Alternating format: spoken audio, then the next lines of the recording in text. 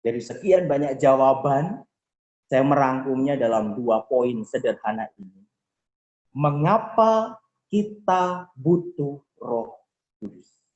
Yang pertama, membawa kita mencapai pertumbuhan dalam kehidupan iman Kristiani. Roh Kudus yang tinggal di dalam hati itu akan mewarnai dan mengubah jiwa kita menjadi semakin bertumbuh dalam kekudusan, sehingga menjadi semakin serupa dengan Yesus Kristus. Teman-temanku yang terkasih, kalau saya boleh bertanya, sebenarnya apa hidupmu? Apa tujuan hidupmu? Apa yang ingin engkau capai dalam hari-hari ini? Pertama, apakah engkau mau menjadi seorang yang kaya raya? Kedua, apakah engkau mau menjadi seorang yang sukses dalam bisnismu, dalam pekerjaanmu, dalam studimu?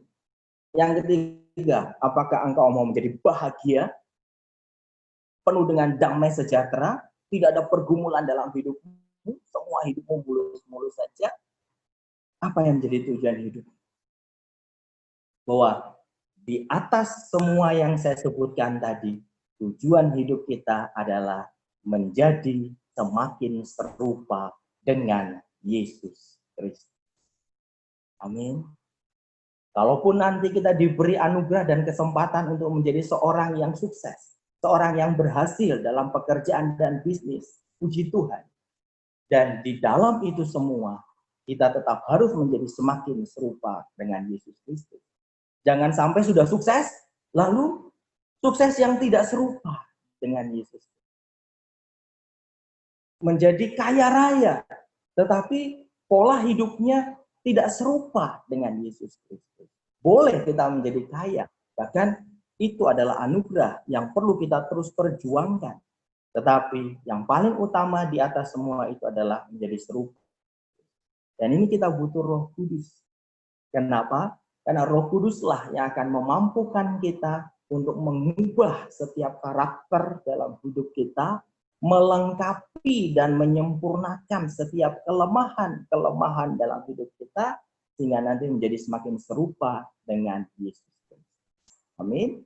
Nah, yang kedua, yaitu Roh Kudus ini akan melengkapimu, melengkapiku, melengkapi hidup semua orang beriman dengan karunia Roh Kudus. Sehingga apa? Kita semakin teguh dalam tugas perutusan kita dan berbuah melimpah.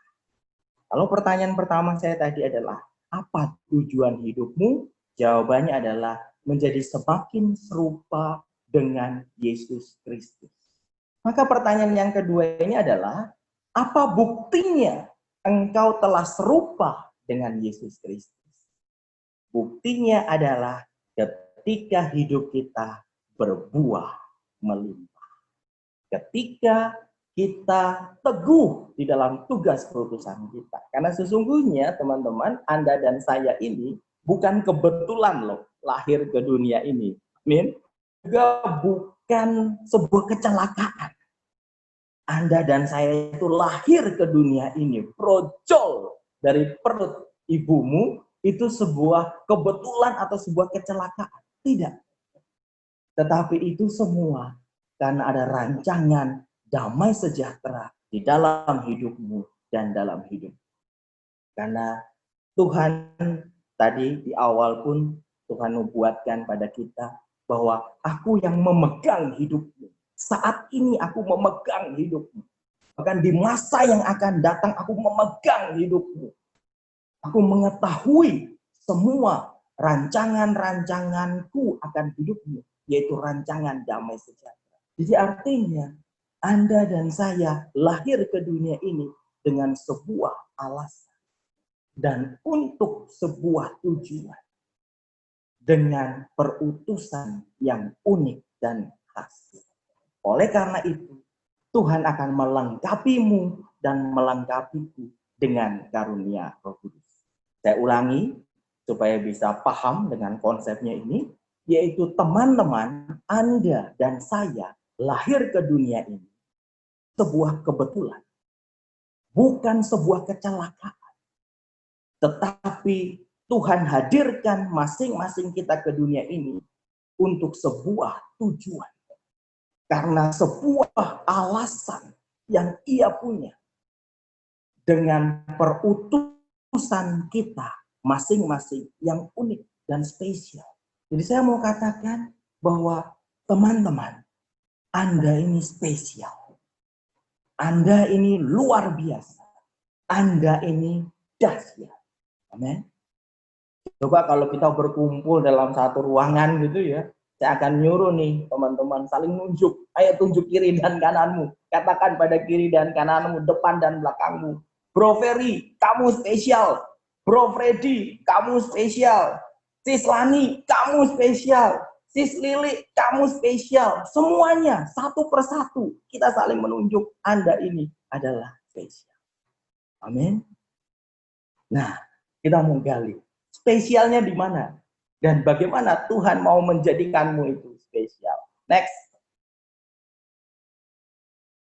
Jadi pentingnya perwujudan kehadiran Roh Kudus, konkretnya seperti poin-poin yang saya tuliskan ini. Kita lihat sama-sama yuk. 1. Meningkatkan penghayatan iman yang semakin dewasa. Jadi imanmu ini akan bertumbuh semakin dewasa. Yang 2, menyegarkan hidup baru. Maka kalau sekarang hidupmu tidak segar, ayo kita introspeksi. Kenapa sekarang hidupmu tidak segar? Saya bersyukur sampai hari ini saya segar sekali. Kelihatannya dari bentuk tubuhnya, kelihatan dari pipinya. Saya sangat segar, saya sangat semangat. Ya. Yang ketiga, membangun semangat dan antusias dalam berdoa. Nah, sekarang semangat enggak kalian dalam hari-hari ini untuk berdoa? Antusias enggak? Kalau enggak, wah ini ayo kita introspeksi dan di mana ini kita mau cari supaya kamu semangat dan antusias. Yang keempat, menghidupkan firman Allah dalam hati dan menggugah perhatian untuk memberitakannya. Hari-hari ini kita bersyukur kita masuk di bulan Kitab Suci Nasional, bulan September. Dan dari tanggal 1 yang kemarin sampai dengan sekarang tanggal 10, Hidup TV bersama dengan KWI serta dan Pelayanan Nasional Pembaruan Karismatik Katolik selalu hadir untuk menyampaikan pewartaan-pewartaan firman Tuhan. Mengapa mereka bisa melakukan itu semua? Itu karena Roh Kudus yang hidup dalam hati mereka dan menggugah para pembicara-pembicara ini untuk terus memberitakan firman Tuhan. Nah, pertanyaannya, dirimu dan diriku malam hari ini, hari-hari dalam hidupku ini, apakah firman Tuhan itu hidup di dalam dirimu dan menggugahmu? Engkau punya kerinduan untuk baca firman, untuk tetap memberitakan firman, untuk tetap mewartakan firman? Kalau tidak, atau kalau belum, atau kalau sedang tidak semangat, mari kita berdoa. Kita mohon Roh Kudus itu membakarmu kembali. Lalu yang kelima, melahirkan persaudaraan yang sejati dalam persekutuan. Ini idealnya sih komunitas. Kita berkumpul bersama, persekutuan doa, memuji dan menyembah Tuhan, atau komsel, saling sharing dan sebagainya. Namun hari-hari ini karena keterbatasan di pandemi, maka kita hanya bisa lewat Zoom. Tetapi ini juga sebuah perwujudan Allah Roh Kudus yang memberkati dan mengurapi setiap sarana-sarana dan fasilitas ini. Sebelumnya kita tidak pernah ini betul, tetapi ternyata fasilitas yang dikaruniakan Tuhan itu begitu besar. Jadi rancangannya itu selalu kadang-kadang di luar perkiraan kita, di luar nalar kita. Sebelumnya saya sendiri tidak pernah membayangkan mewartakan firman itu dengan menghadap layar handphone, layar HP, layar laptop ini. Saya tidak bisa lihat nih muka kalian, saya tidak bisa langsung bersentuhan. Saya seolah-olah hanya melihat pada layar HP, laptop, dan sebagainya. Saya tidak membayangkan, tetapi itu oleh karena kasih karunia Tuhan, tidak ada yang mustahil. Dan hari-hari ini itu sedang terjadi. Yang berikutnya adalah menumbuhkan inisiatif dan mengobarkan pelayanan, serta Roh Kudus nanti akan mengembangkan karunia-karunia. Next, kita akan mulai membahas secara detail masuk ke karunia-karunia. Kita lihat bareng-bareng kalimat demi kalimat ya. Roh Kudus memberikan inspirasi kepada umat manusia lewat karunia-karunia Roh Kudus. Jadi perannya Roh Kudus hari-hari ini, mari kita sadari sama-sama, nanti teman-teman harus alami, karena ini sangat luar biasa dan dahsyat. Roh Kudus itu memberikan inspirasi kepada umat manusia karunia-karunia Roh Kudus. Saya ambil contoh yang Sabta Karunia Roh Kudus. Pertanyaannya, mengapa kita memerlukan Sabta Karunia Roh Kudus? Teman-teman pernah dengar ya istilah Sabta Karunia Roh Kudus? Ini dari Yesaya 11 ayat 2. Setiap tahun di hari raya Pentakosta, kita selalu mendoakan Sabta Karunia Roh Kudus ini untuk dibaharui kembali dalam diri kita. Kita sudah menerimanya pada saat kita dibaptis. Nah, karena karunia Roh Kudus ini diperlukan supaya kita dapat mencapai tujuan akhir kita, yaitu surga. Teman-teman, saya kasih lagi satu poin penting dalam hidupmu dan hidupku. Kalau tadi di awal saya bertanya apa tujuan hidupmu, dan kita jawab yaitu menjadi semakin serupa dengan Kristus. Lalu yang kedua, apa bukti bahwa kamu telah menjadi serupa dengan Kristus?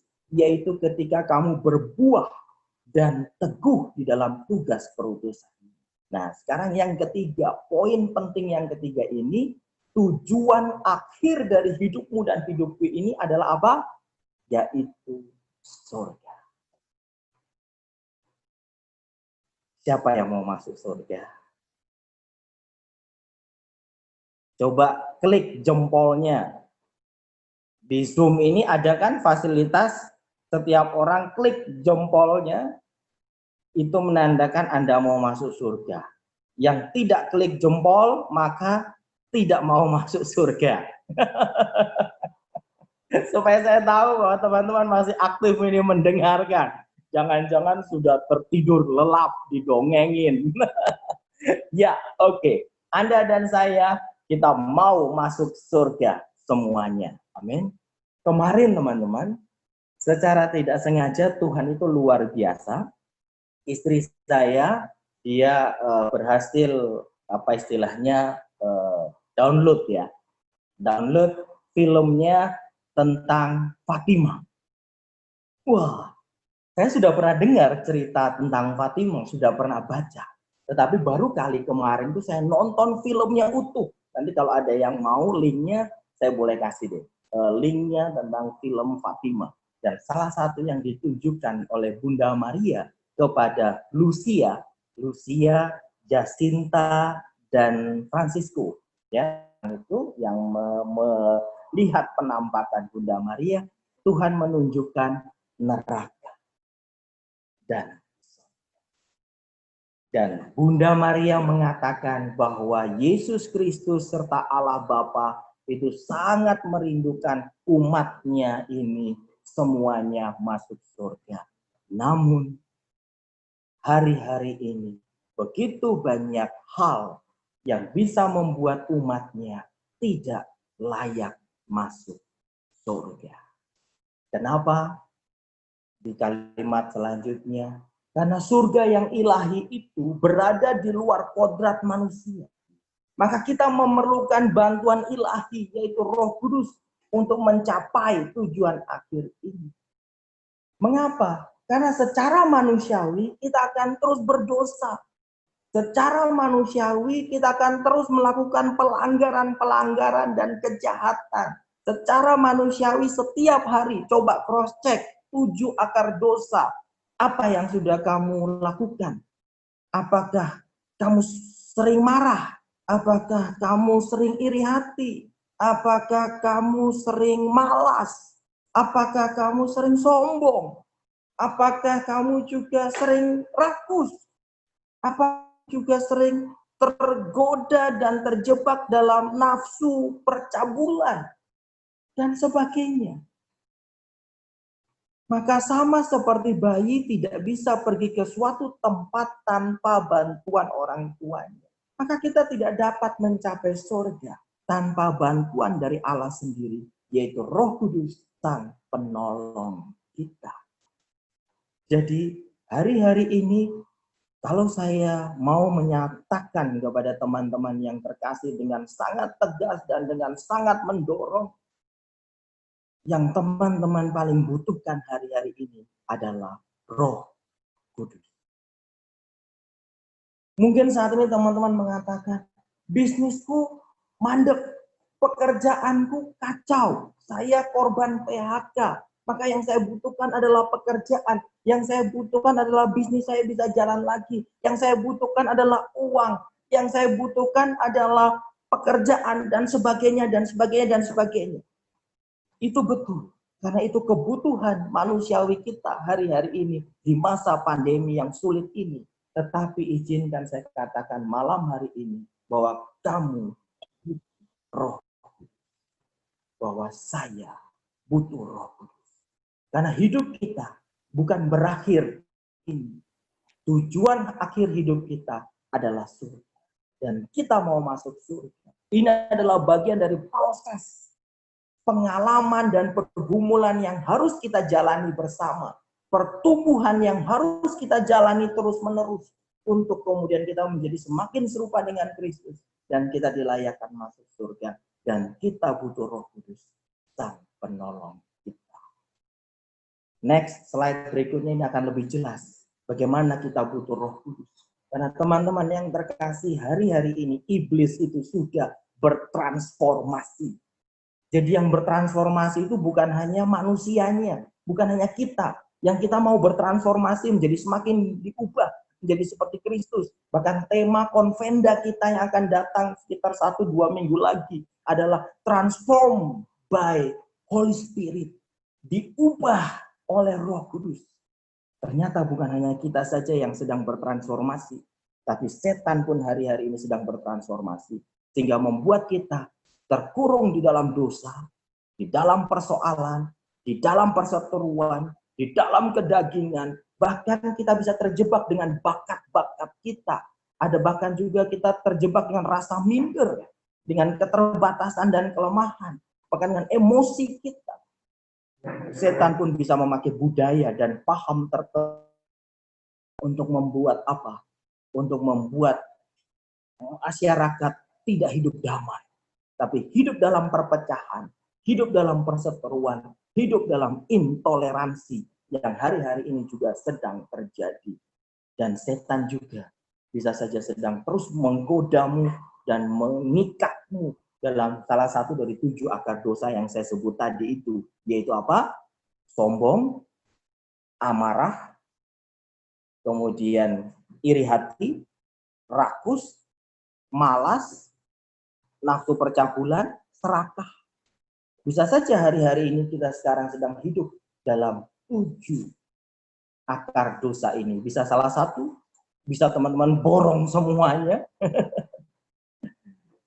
Disinilah kita butuh karunia Roh. Kita butuh Roh Kudus untuk menolong kita dan menguatkan hidup kita. Kita akan masuk ke dalam kelompok karunia yang pertama. Silakan. Next, Bro Ferry. Macam karunia. Teman-teman yang terkasih, saya menyarankan nanti ketika saya menjelaskan dengan sangat singkat-singkat serta dengan sharing-sharing pengalaman, mulai merefleksikan dengan pengalaman-pengalaman yang pernah teman-teman alami, atau bahkan kalau teman-teman terus kemudian tercetus sebuah pertanyaan, atau tergerak untuk ingin menanyakan sesuatu atau ingin menggali lebih dalam atau mau mendalami sesuatu, silakan teman-teman siapkan pertanyaan itu atau teman-teman boleh tulis di chat sehingga nanti akan dibantu oleh host. Kalau ada waktu nanti kita bisa menggali dengan tanya jawab. Sehingga saya berharap pewartaan firman malam hari ini saya tidak monolog, tetapi kita bisa dialog, kita bisa interaktif. Amin, setuju? Deal ya, jempolnya yang mengatakan ada deal, setuju? Oke. Ya, karunia iman. Yesaya 11 ayat 2. Ada satu hal yang luar biasa dalam iman kita, yaitu kita punya sabta karunia. Gereja kita ini punya sabta karunia, Allah kita ini punya sabta karunia, Roh Kudus ini punya sabta karunia yang sudah Ia curahkan kepada kita. Saya garis bawahi, sudah Roh Kudus curahkan bagimu dan bagiku. Loh, kapan? Sabta karunia ini dicurahkan kepadamu sejak engkau dibaptis di dalam nama Bapa dan Putra dan Roh Kudus. Amin. Maka ketika engkau dibaptis, engkau menjadi warga resmi dari kerajaan Allah. Dan serta-merta engkau dipenuhi oleh sabta karunia, yaitu karunia kesalehan. Karunia kesalehan ini seperti katanya, yaitu saleh. Kata dasarnya adalah saleh. Artinya ini hidup yang saleh, hidup yang suci. Roh Kudus akan membantumu dan mendorongmu untuk hidup saleh. Taat di dalam setiap aturan-aturan maupun hukum-hukum di dalam gereja. Lalu kemudian taat dalam ibadah. Engkau misa ekaristi, engkau doa rosario, engkau mungkin doa kerahiman ilahi, engkau baca kitab suci, engkau hidup dalam komunitas orang beriman, dan engkau akhirnya bertumbuh dalam kesucian dan kesalehan. Inilah karunia kesalehan. Lalu karunia hikmat. Karunia hikmat ini adalah sebuah karunia yang dianugerahkan oleh Roh, sehingga engkau dapat memahami dari sudut pandang Allah. Engkau dapat memahami apa yang menjadi rencana dan kehendak Allah di dalam hidupmu. Dan ini sangat penting. Teman-teman yang terkasih, contoh paling sederhana. Hari-hari ini saya sedang mencari hikmat Tuhan. Saya sedang berusaha mencari apa yang menjadi rencana dan kehendak Tuhan. Saya bersyukur di masa pandemi ini hidup saya boleh bertumbuh dan boleh terus berkembang dan saya boleh diberkati oleh Tuhan. Sehingga hari-hari ini terus terang saja saya sedang berusaha mencari hikmat Tuhan, apakah saya akan mengalokasikan sejumlah dana saya untuk kembali investasi properti. Saya mau cari sebuah rumah di kota Semarang atau kos-kosan, dan kemarin sudah sempat tuh chat-chatan dengan Bro Freddy. Ya, Bro Freddy kan salah satu orang yang expert tuh masalah kepropertian di kota Semarang. Nah, saya sudah sempat tuh tanya-tanya, chat dan sebagainya, cari undangan. Lalu Bro Freddy juga sudah ngasih info-info. Ada properti di Tembalang, ada properti di Strondol, ada kos-kosan di mana dan sebagainya. Atau karena situasi pandemi yang saat ini sedang resesi dan orang itu harus menyimpan sejumlah dana cash karena mungkin satu waktu dibutuhkan ketika situasi ekonomi ini tidak jelas dan tidak menentu, maka saya punya pilihan lain. Apakah sejumlah dana saya ini saya alokasikan untuk ke deposito saja di sebuah bank. Nah, ini membutuhkan hikmat Tuhan, teman-teman. Kepandaian saya, logika saya secara manusiawi tidak akan mampu sepenuhnya itu mencari solusi atau membuat pilihan dan keputusan di antara pilihan-pilihan yang tidak mudah ini. Kenapa? Karena ini juga menyangkut dana yang cukup besar, ratusan juta dan sebagainya, bahkan miliaran dan sebagainya. Atau bahkan kalaupun nanti misalnya mengambil keputusan beli properti, mau belinya itu secara cash atau mau belinya itu KPR, ini butuh hikmat, butuh perhitungan dan sebagainya. Nah, karunia hikmat ini bukan karunia teori semata, tetapi hikmat ini akan membantumu dalam hidupmu, dalam pekerjaanmu, dalam bisnismu. Untuk apa? Untuk membuat keputusan demi keputusan. Bisa nangkap? Nah, coba kamu cari pengalaman-pengalamanmu apa dalam membuat keputusan-keputusan yang sekiranya akhirnya Tuhan membantumu dengan hikmatnya. Lalu ada karunia pengertian. Karunia pengertian ini adalah karunia di mana kita akhirnya mengerti apa yang menjadi pesan-pesan Allah, khususnya di dalam kitab suci. Dulu itu saya sama sekali kalau baca kitab suci itu blank, ndak mudeng, ora dongan. Mungkin teman-teman juga yang mengalami seperti saya. Namun setelah mengalami pencurahan Roh Kudus, lalu kemudian mohon Roh Kudus untuk terus memberikan pencerahan dan pengajaran-pengajarannya, serta juga membaca beberapa ajaran-ajaran gereja, puji Tuhan saya menjadi lebih memahami tentang pesan-pesan dalam kitab suci. Itu juga karunia nasihat, karunia yang membantu kita untuk juga memberi nasihat, menentukan pilihan-pilihan. Saya pernah loh berada di dalam dua pilihan ketika saya harus memutuskan mana yang harus menjadi istri saya. Nah, ini menarik. Kenapa? Karena kita tidak boleh salah pilih. Pasangan hidup kita tidak boleh salah pilih. Kenapa? Karena kita di Katolik hanya boleh menikah satu kali seumur hidup. Tidak boleh cerai, tidak boleh menikah dua kali, punya istri lebih dari satu, dua, tiga. Tidak boleh. Kita hanya boleh menikah sekali seumur hidup. Karunia nasihat ini begitu berperan dalam diri saya ketika Roh Kudus membantu saya akhirnya membuat keputusan di antara dua pilihan. Saya harus memilih si A atau si B, cewek yang si A atau cewek si B. Dan ternyata puji Tuhan, hari ini saya mau katakan, saya bersyukur saya tidak salah pilih. Istri saya yang kemarin 2 minggu lalu memberikan sesi firman tentang pelayanan. Evi yang sekarang juga jadi wakil koordinator kepemudaan ke BPK-KHS. Saya bersyukur karena bantuan Roh Kudus dan karunia nasihat ini akhirnya membantu saya tidak salah pilih. Demikian juga dirimu. Saat ini kamu bergumul tentang jodoh, sedang bergumul tentang pekerjaan, sedang bergumul tentang mau usaha apa atau bisnis apa, atau mau melakukan apa dalam pergumulanmu, mohonlah Roh Kudus dan karunia nasihat ini boleh bekerja di dalam dirimu, sehingga akhirnya engkau bisa buat pilihan-pilihan dan keputusan yang tepat. Amin. Karunia keperkasaan adalah karunia di mana seseorang itu tetap kuat, tetap teguh, walaupun di masa pandemi ini, walaupun ia di PHK misalnya, walaupun bisnisnya sedang bangkrut misalnya, walaupun dia sedang mandek usahanya, atau dia saat ini sedang kesulitan, atau mengalami pergumulan, atau saat ini dia mungkin dilukai, dia mungkin ditinggalkan, atau bahkan mungkin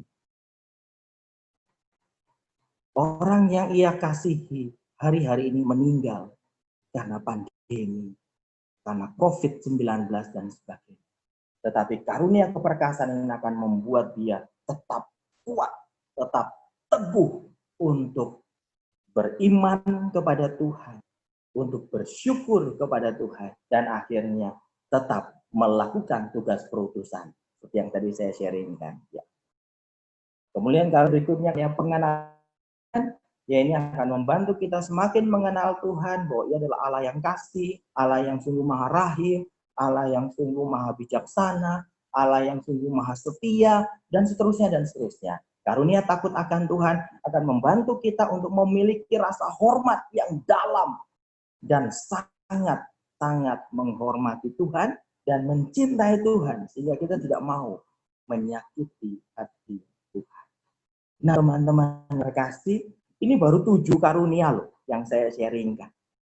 Bagi saya pribadi ini sudah sangat luar biasa. Amin. Kalau karunia ini, 7 karunia ini sungguh-sungguh hidup dan bekerja berkarya di dalam hidup, dan setiap pergumulan maupun setiap pengalaman hidupmu, maka yes, karunia iman ini akan menghantarkan umat, yaitu Anda dan saya, pada sebuah kesucian hidup, menjadi semakin serupa dengan Kristus itu tadi. Bahkan kemudian kita dapat mencapai tujuan-tujuan hidup kita tadi yang seperti saya singgung di depan sekilas.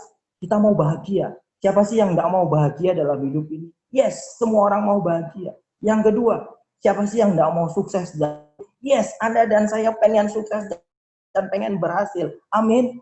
Maka dengan karunia-karunia ini itu akan membantu mencapai ke sana. Sukses dalam arti yang sesungguhnya sejati ya. Bukan hanya sekedar sukses itu berarti punya banyak uang, punya banyak harta, lalu punya banyak bisnis yang berkembang kemana-kemana dan sebagainya, tetapi ternyata hidupnya jauh dari Tuhan. Bagi saya itu bukan orang sukses. Orang sukses adalah orang yang berbuah melimpah. Kenapa? Karena dia telah menjadi diubah seperti Kristus dan kemudian dia berbuah sebagaimana yang Kristus kehendaki dan rindukan dalam hidupnya. Bisa tangkap? Macam karunia yang pertama. Kita lanjut ke macam karunia yang kedua. Silakan, Bro Ferry, next. Macam karunia yang kedua kita ambil dari Roma 12 ayat 1 sampai dengan 8. Ini saya singkat-singkat saja. Nanti teman-teman bisa baca sendiri di rumah. Roma 12 ayat 1 sampai 8. Melayani, mengajar, menasehati, membagi-bagikan sesuatu, mendapatkan pimpinan, memiliki kemurahan dan sebagainya. Jadi teman-teman yang terkasih, kalau sabta karunia tadi yang di depan, itu semuanya sudah ada di dalam diri kita. Semuanya sudah dicurahkan dalam diri kita. Anda dan saya sudah punya sabta karunia Roh Kudus itu. Tinggal bagaimana karunia itu maksimal apa enggak? Karunia itu bekerja dan berkarya apa enggak dalam hidupmu? Dan itu akan terlihat dari buah-buahnya dalam hidupmu. Nah, kalau macam karunia yang kedua ini dan karunia-karunia selanjutnya nanti yang saya ceritakan, itu sifatnya adalah tidak semuanya kita akan memiliki. Maksudnya bagaimana kok? Maksudnya ada orang-orang yang mendapatkan karunia kodrati, yaitu mengenai Tuhan untuk mengajar. Seperti saya begini, ini kan sedang mencoba belajar terus untuk mengajar, untuk mewartakan sabda Tuhan. Tetapi ada orang-orang yang lain yang menasehati. Karunianya adalah menasehati. Ini sifatnya kayak konselor. Teman-teman bisa bedakan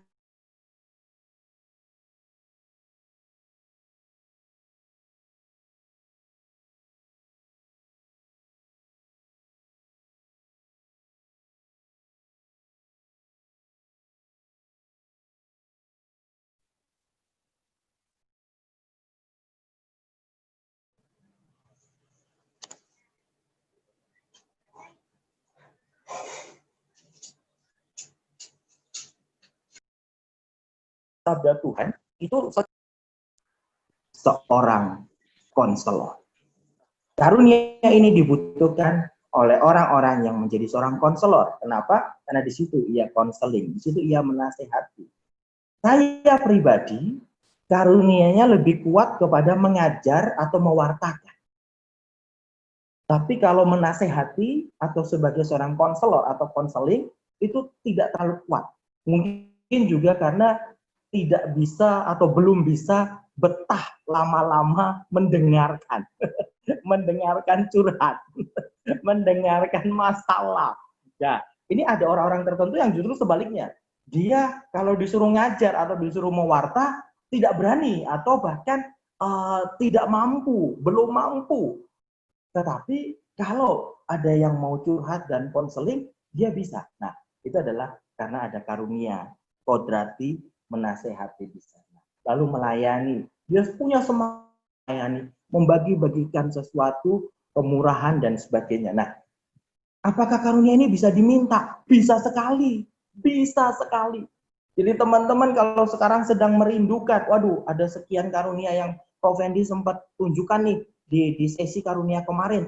Saya kok rindu ya, selama ini kok saya menjadi orang yang pelit ya. Ini saya cerita saya sendiri loh ya. Jadi saya tuh dulu tuh pelit gitu. Antara hidup hemat dan hidup pelit itu tipis banget batasannya. Kenapa? Karena memang saya terlahir bukan dari keluarga yang mampu, bukan dari keluarga yang kaya raya, maka hidup saya itu sudah terbiasa hemat dan sederhana. Nah, saking hematnya, maka jujur terus terang dulu itu saya sangat ngekip karena memang ya, uang aja nggak punya banyak gitu kan, jadi hanya untuk hal-hal yang prioritas dan penting saja. Maka terus terang saya cenderung agak sangat hemat dan agak pelit. Nah, Kemudian dari situ saya juga merasa saya kok kurang murah hati. Nah, otomatis saya juga karena mungkin keterbatasan finansial ketika itu, maka lalu kemudian saya juga tidak mudah untuk kemudian berbagi kepada orang lain, untuk bermurah hati, menyumbang atau membagi-bagikan sesuatu yang sudah Tuhan karuniakan. Jadi saya pernah mengalami sebuah situasi itu dan pergumulan itu. Lalu akhirnya karena sering mendapatkan pengajaran firman Tuhan dan sebagainya, bahwa hidup ini harus berbagi dan seterusnya, hidup ini harus murah hati dan seterusnya, maka jujur saya minta karunia ini dari Tuhan. Tuhan, berikanlah aku karunia kemurahan hati. Tuhan, berikanlah aku sebuah hati yang mau berbagi. Dan ternyata tanpa saya sadari sekian tahun berjalan hidup saya, sembari juga memang lalu saya diberkati oleh Tuhan, pelan-pelan mulai muncul sebuah dorongan atau sebuah rasa belas kasihan yang menggerakkan saya untuk kemudian akhirnya saya mau belajar murah hati dan membagi-bagikan sesuatu, berbagi berkat apa yang saya punya, yang sudah Tuhan karuniakan. Hingga hari-hari ini walaupun di masa pandemi ini saya juga bersyukur saya masih diperkenankan oleh Tuhan untuk tetap rutin mengirim secara bulanan bagi beberapa anak asuh saya yang tidak resmi, artinya saya memberikan beasiswa pendidikan bagi beberapa anak-anak atau beberapa pelajar, ya ada yang SMA, ada yang SMP, ada yang SD. Nah, artinya ini semua itu karena karunia Tuhan.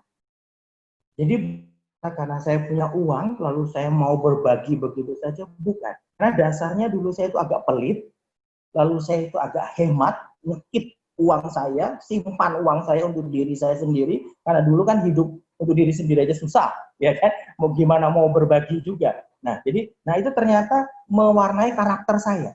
Lalu kemudian ternyata ketika saya minta karunia, kemurahan hati dan membagi-bagikan ini, dan ternyata Roh Kudus membantu, lalu Tuhan mencurahkan rahmat, sejalan dengan proses perjalanan hidup, hati saya itu tergerak untuk kemudian membantu orang lain, memberikan beasiswa pendidikan dan sebagainya. Nah, teman-teman bisa lihat ya, jadi ada proses di mana dulu kita seperti apa, lalu kita boleh minta karunia-karunia dari Tuhan, dan nanti kita terbuka untuk Roh Kudus mencurahkan itu, lalu mari kita buka hati dan buka pikiran serta hidup kita untuk kemudian kita lakukan sebagaimana karunia yang dicurahkan kepada kita. Maka dari sini silakan, teman-teman mau minta karunia apa, doakan itu pada Tuhan. Tuhan, saya kok rindu ya untuk menjadi seorang pewarta, saya rindu untuk boleh mengajar, saya rindu untuk boleh menjadi seorang pemimpin. Nah, apalagi kalau teman-teman sekarang statusnya sudah koordinator PD misalnya, bidang kepemudaan misalnya atau apa, teman-teman minta karunia kepemimpinan itu, sehingga nanti akan dicurahkan, dianugerahkan kepadamu dan akhirnya engkau bertumbuh menjadi seorang pemimpin, menjadi seorang pewarta, menjadi seorang konselor, menjadi seorang pelayan, menjadi seorang yang bisa murah hati berbagi dan seterusnya. Amen. Kemudian karunia yang berikutnya, macam karunia yang ketiga, yaitu dari 1 Korintus 12 ayat 1 sampai 11.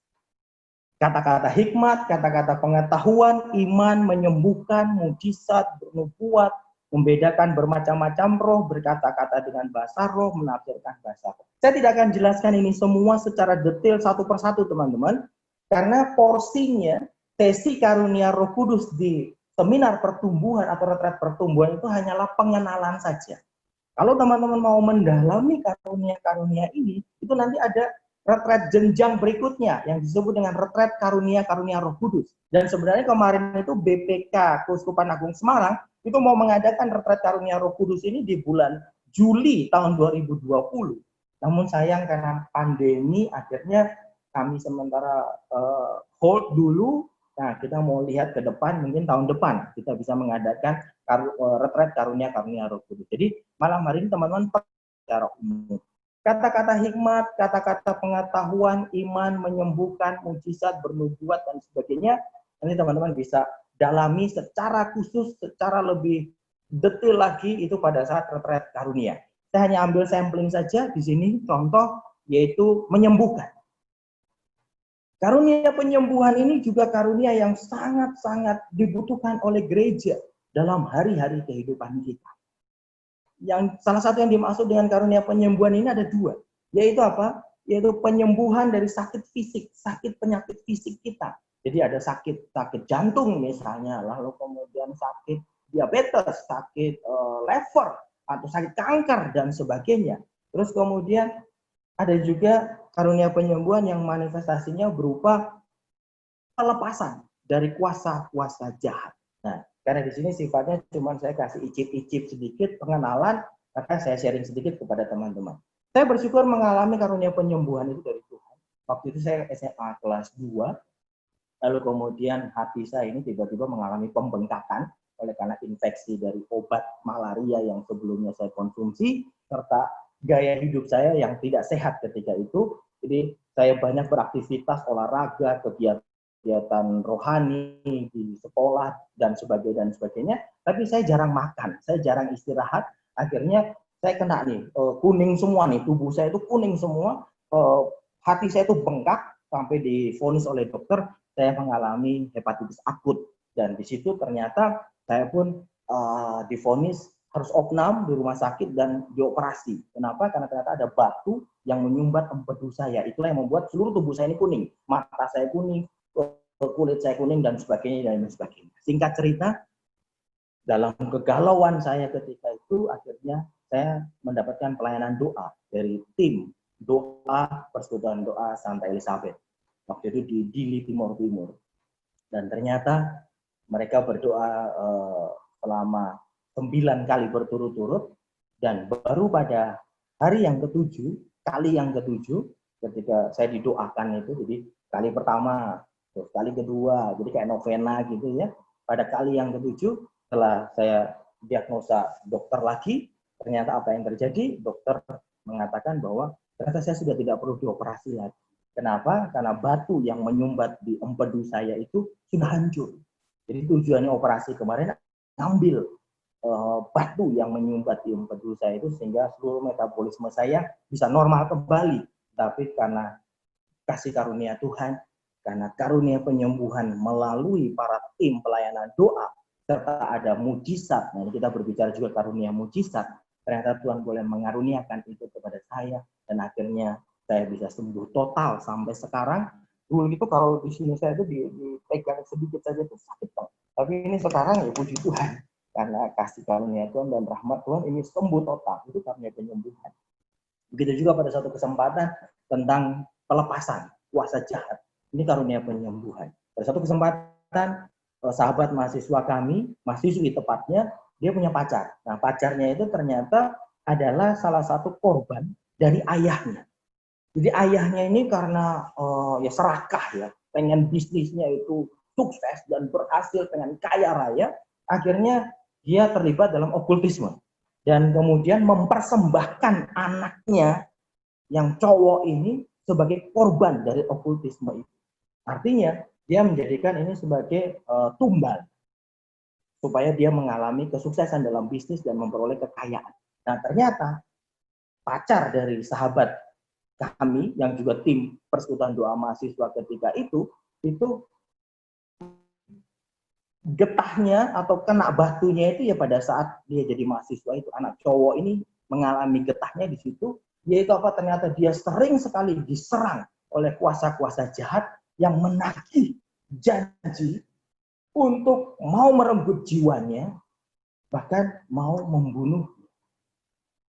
Maka akhirnya pacarnya ini mengetahui pergumulan yang ia alami, tim Persekutuan Doa kami juga, lalu ia sharing dengan kami, akhirnya kami dengan Romo, dengan tim doa, lalu kami beberapa kali mendoakan cowok tersebut, dan puji Tuhan ada karunia Roh Kudus berupa karunia penyembuhan dan pelepasan dari kuasa gelap ini yang Tuhan izinkan bekerja di tengah-tengah kami, dan akhirnya dia bisa sembuh total. Begitu juga dengan karunia-karunia yang lain. Nanti lebih detailnya pada saat di sesi retret karunia Roh Kudus, atau nanti kalau ada waktu kita tanya jawab. Oke, kita lanjut ke slide berikutnya. Macam karunia yang keempat, yaitu yang terakhir. Macam karunia keempat. Nah, ini adalah karunia-karunia pelayanan gereja dari Efesus 4 ayat 11. Di situ tertulis betul bahwa Allah ini mengutus orang itu menjadi rasul, nabi, penginjil, gembala, dan guru. Sebagaimana depan bahwa teman-teman Anda dan saya lahir ke dunia ini bukan sebuah kebetulan dan juga bukan sebuah kecelakaan. Tapi Tuhan punya maksud dan tujuan dalam hidupmu. Yaitu apa? Salah satunya Tuhan ingin mengutusmu. Ada yang nanti menjadi rasul, ada yang menjadi nabi, ada yang menjadi penginjil, ada yang menjadi gembala, ada yang menjadi guru. Maka silakan teman-teman merefleksikan bersama dengan Tuhan bahwa dalam doa mohon Roh Kudus untuk juga menuntun teman-teman ini panggilannya kemana. Teman-teman ini diutus oleh Tuhan itu kemana, menjadi apa.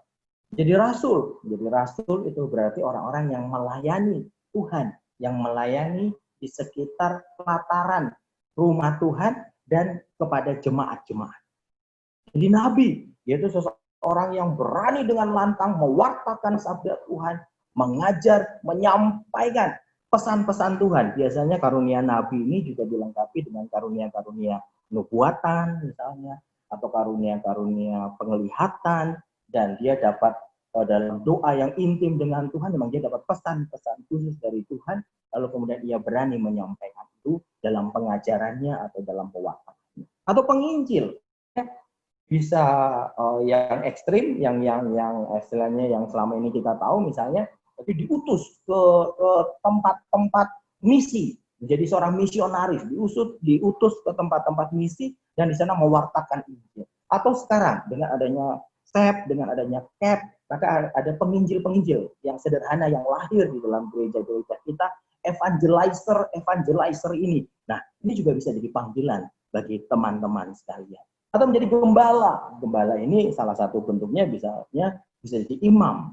Tetapi tidak harus selalu menjadi imam atau pastor, tetapi juga gembala dalam arti di sini pemimpin yang menggembalakan domba-domba, entah di komunitas, entah di PD, entah di badan pelayanan keuskupan, entah di badan pelayanan provinsi gereja, nih BPPG, BPN, dan sebagainya, atau bahkan di rumah tangga masing-masing. Pria-pria adalah seorang gembala bagi istri dan anak-anak, bagi domba-dombanya. Maka saya pun juga belajar terus dan minta karunia gembala ini, saya menjadi gembala yang baik bagi istri saya dan anak. Dan yang kelima adalah karunia menjadi guru. Jadi guru ini artinya pengajar. Jadi memang dia mengajarkan, entah itu ajaran-ajaran gereja, entah itu pesan-pesan dalam kitab suci, dan sebagainya, dan sebagainya. Nah, teman-teman yang dari penjelasan singkat ini, kita bisa lihat bahwa ternyata ada puluhan karunia di dalam gereja Katolik.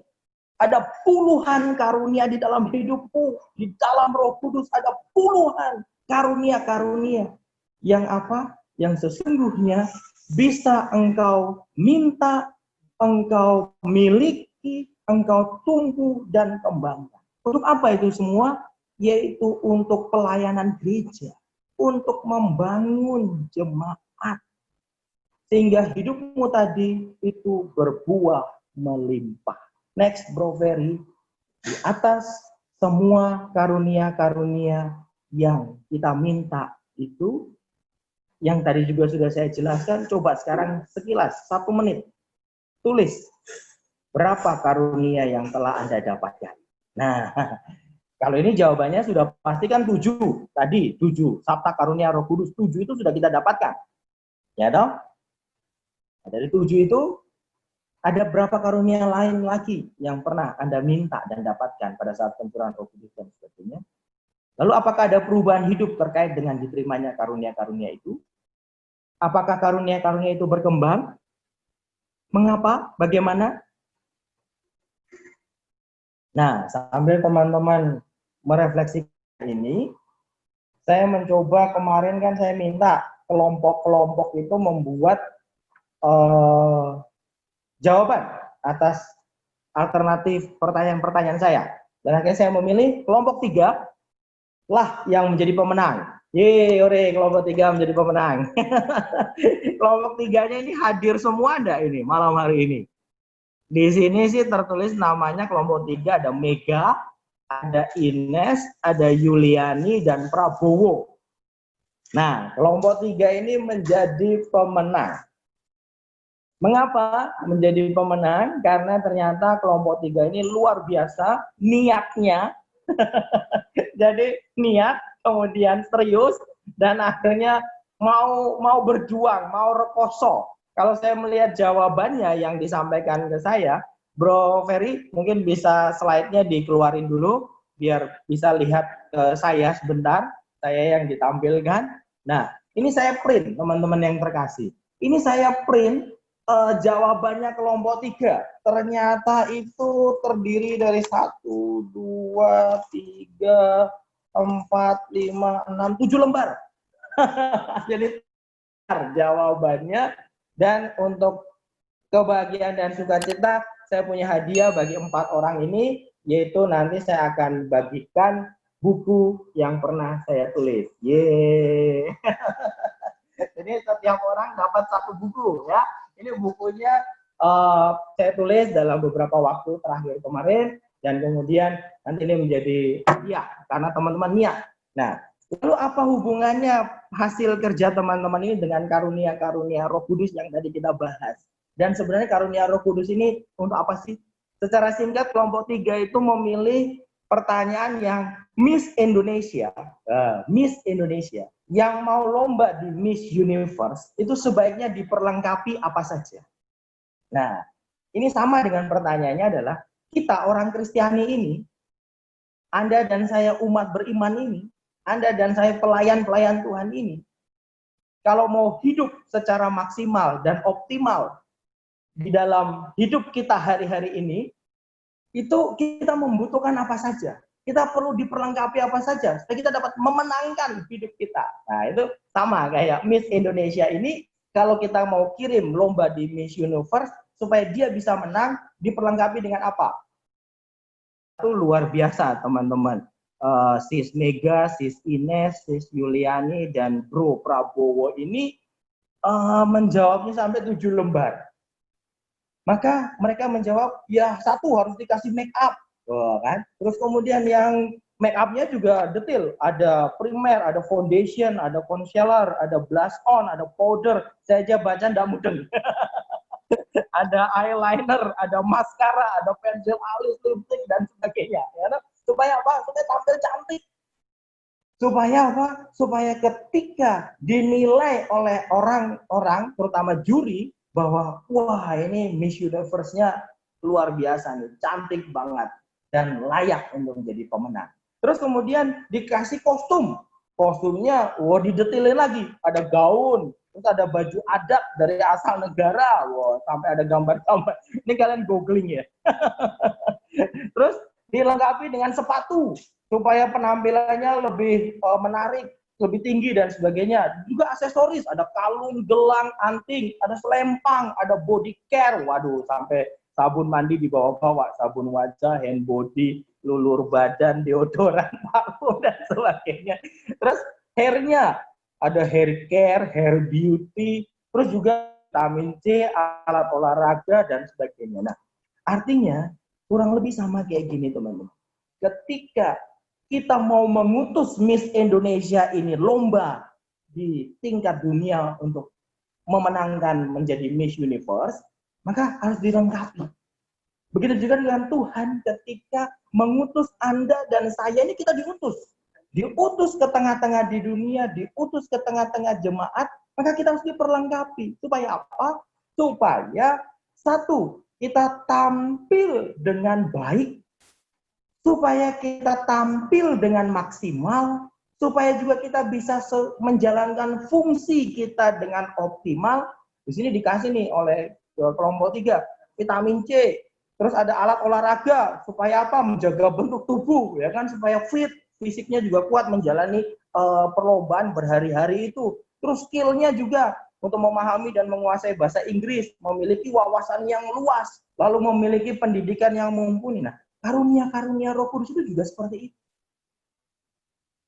teman-teman semua ini diberikan perlengkapan oleh Tuhan ini supaya bisa melayani umat, melayani gereja, melayani jemaat dengan maksimal, dengan optimal, dan apa? Dan dengan berdaya guna, dengan kuasanya, dengan rahmatnya, dengan karunia-karunia. Bisa lengkap maksud saya? Jadi ini itu cuma sebuah analogi sederhana supaya teman-teman paham.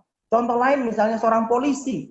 Coba kalau dia ditugaskan ngatur di jalan raya, dia enggak pakai seragam polisi.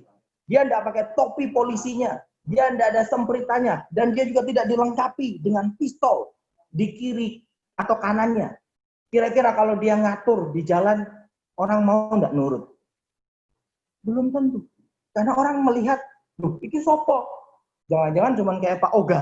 Pak Oga yang di jalan cuma ngatur, ayo ini jalan dulu, ini terus minta 100, minta 1000 dan sebagainya.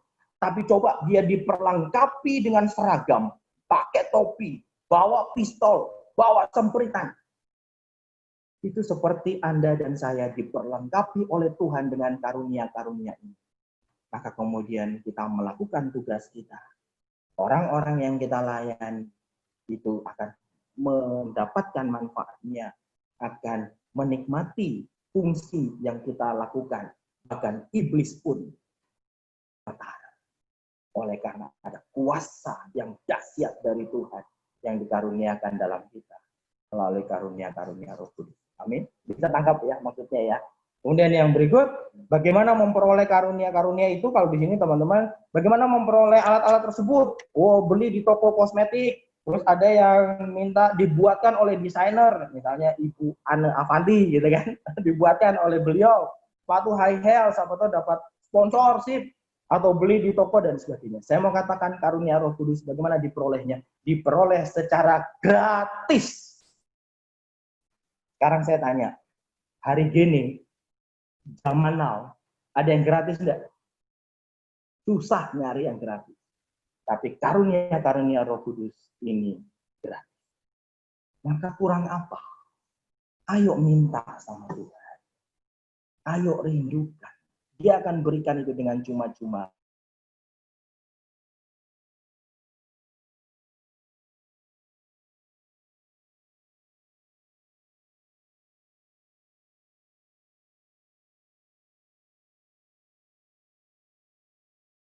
Di retret karunia Roh Kudus. Jadi sekali lagi provisiat buat kelompok 3, saya akan segera kirimkan hadiah buku ini masing-masing Anda dapat 1 kepada Bro Ferry. Nanti gimana caranya nanti kita lihat, saya akan diskusi dengan dia.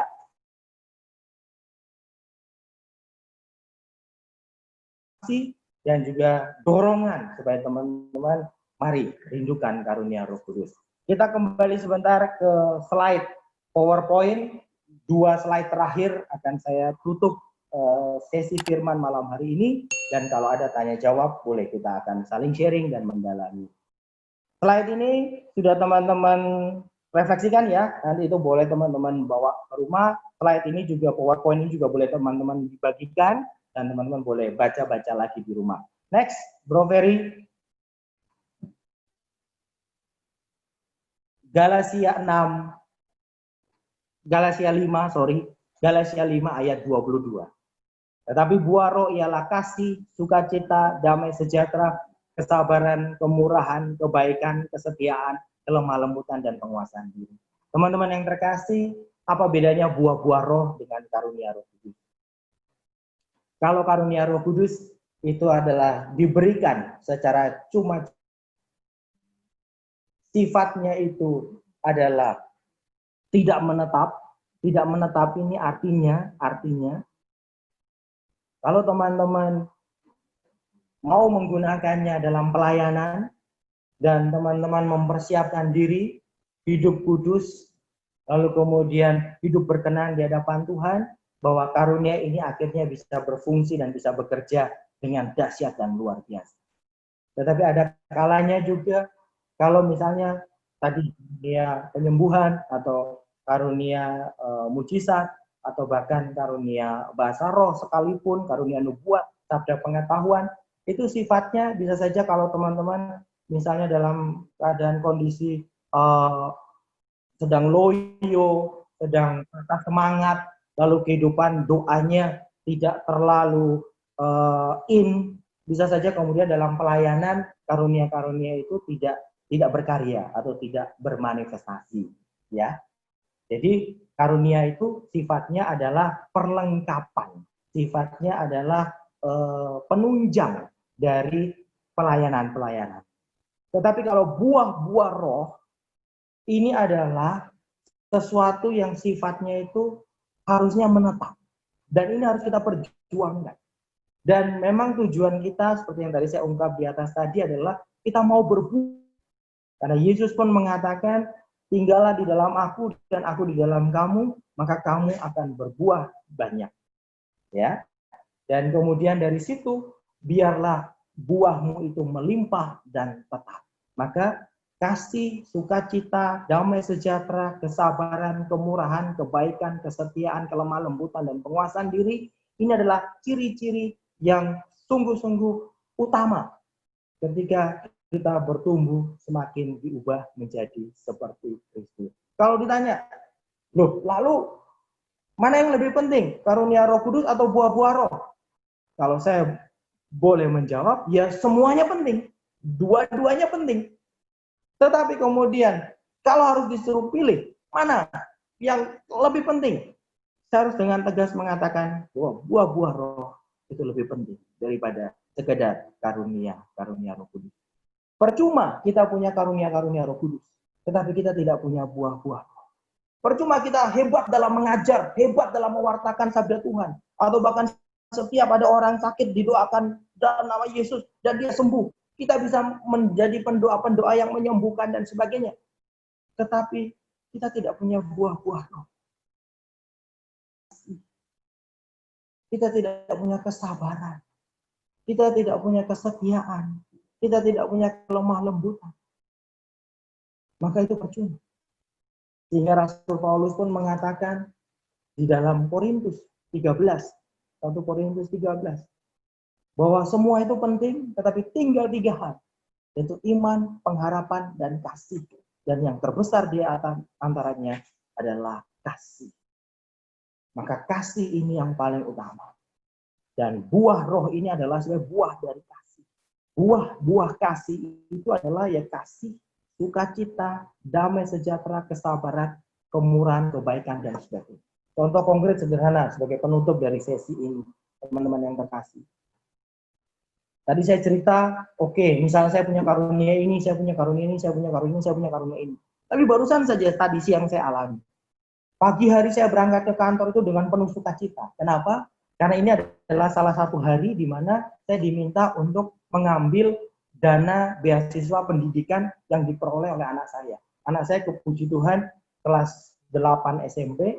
Nah, tahun ajaran kemarin dia berhasil mencapai standar nilai yang kita untuk pengajuan beasiswa, dan akhirnya dia beasiswa. Pagi saya merasa, wah, saya bersukacita. Istilahnya kan ya dapat subsidi dana tambahan nih untuk beasiswa pendidikan anak saya. Saya bersukacita. Lalu kemudian apa yang terjadi?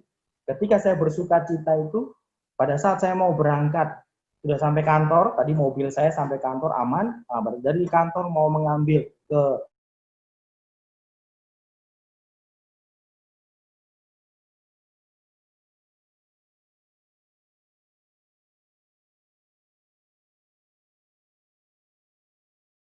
dua kali, 3 kali dicoba tetap mati, dan akhirnya saya harus beli aki baru. Terus terang, saya sempat tidak bersukacita. Terus terang, saya merasa, aduh, berarti aku harus tekor nih, harus keluar duit lagi nih untuk ganti beli aki baru.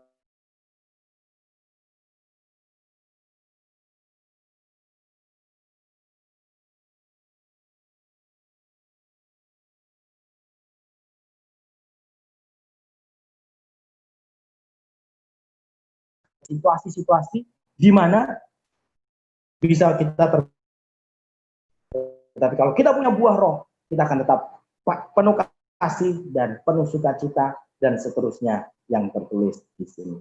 Amin. Maka mari kita juga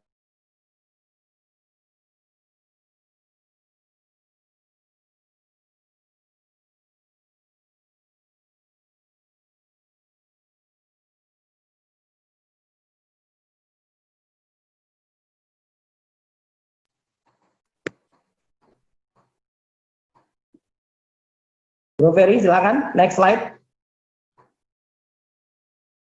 2 slide yang terakhir. Ya. Jadi artinya, mari kita mewujudkan sebanyak mungkin karunia-karunia Roh Kudus yang beraneka ragam dalam penyelenggaraan persekutuan kita ini. Dan karunia-karunia itu akan menumbuh kembangkan kepribadian, kehidupan, karya dan usaha, baik pribadi maupun persekutuan, dan menghantarnya menuju pada kesucian hidup dan keselarasan dengan kehendak Allah, bukan sebaliknya, menjadikan yang bersangkutan menjadi sombong. Nah, ini buahnya. Kalau buahnya itu baik, buah-buah rohnya baik, kita tidak akan pernah menjadi sombong. Karena kita menyadari semua ini karena kasih karunia Tuhan. Justru kita akan menjadi semakin rendah hati, semakin bergantung pada Tuhan, semakin mengandalkan Tuhan. Dan hidup kita akan tetap selalu penuh kasih, penuh sukacita, sejahtera, sabar. Tadi saya juga belajar sabar dan tetap sukacita, walaupun harus tekor untuk beli ganti mobil aki saya. Di satu sisi dapat dana beasiswa pendidikan untuk anak, tapi di sisi lain tekor beli aki. Nah, tetapi bagaimana hidup kita tetap penuh dengan sukacita dan damai sejahtera. Next. Perwujudan karunia-karunia itu akan bermuara pada pembentukan persaudaraan sejati yang penuh kasih, baik dalam kelompok kecil maupun dengan komunitas yang melingkupinya. Dan perwujudan karunia-karunia ini juga akan membangun umat menjadi semakin dewasa, penuh hikmat, berkobar-kobar untuk melayani, dan siap diutus mewartakan kabar sukacita. Amin. Slide yang terakhir, menutup seluruh rangkaian pewartaan firman malam hari ini, kita perlu meneladan sikap Bunda Maria yang mau menyimpan segala sesuatu dalam hati, kemudian tidak memaksakan keyakinan kepada umat, tetapi tetap bertekun secara perlahan dan bertahap memberikan pengetahuan kepada umat tentang karunia itu dan menjadi teladan dalam menggunakannya. Dan di atas semuanya itu tadi saya sebutkan, menunjukkan bahwa sikap, tutur kata, dan tindakan dirinya, yaitu kita, semakin selaras dengan kehendak Allah. Kita sabar, kita murah hati, tidak memegahkan diri, tidak sombong, dan senantiasa memiliki kerendahan. Amin. Puji Tuhan, semoga Tuhan memberkati, bisa saya bagikan pada kesempatan sesi tentang kasih dan karunia malam hari.